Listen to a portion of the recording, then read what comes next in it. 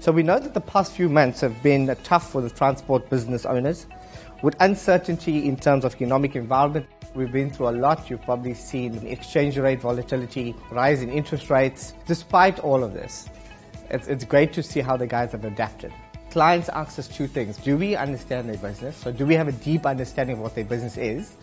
And do we understand the industry that they operate? And I think that's the whole essence of today's meeting. It's to get key stakeholders around you in terms of your value chain and to see how we can then work with them, work with you to grow your business.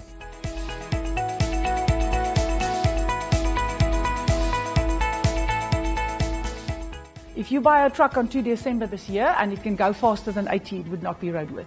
All new goods vehicles over 3.5 tons and all buses would have to comply with a speed governors that's now the new vehicles, not the old ones, that the limits which are set for those vehicle types, like 80 kilometers for the trucks over 9 tons, buses and taxis is 100, and there's a draft provision that says vehicles between 3.5 and 9 tons may not go over 100.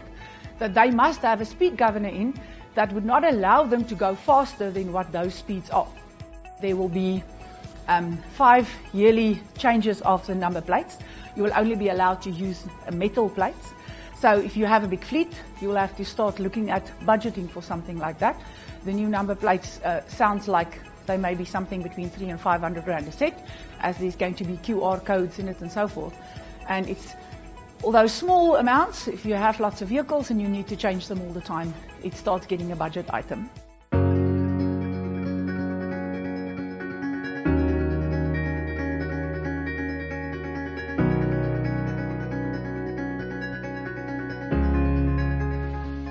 The size of the vessels are called Panamax, post-Panamax, etc. Obviously, logically, because of the old history of them being able to fit through the Panama, most vessels that operate now in a commercial container sphere are post-Panamax vessels. So what we have really discovered is what we've had to do is we've had to build a whole lot of new capacity.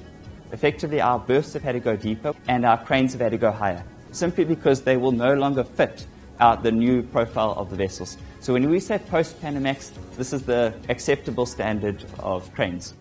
In terms of the long-term strategy, we are looking at these intermodal sites in terms of really developing the TFR logistics. It's really to say let's work together so that we can develop and create a more efficient logistics system. Standard Bank. Moving forward.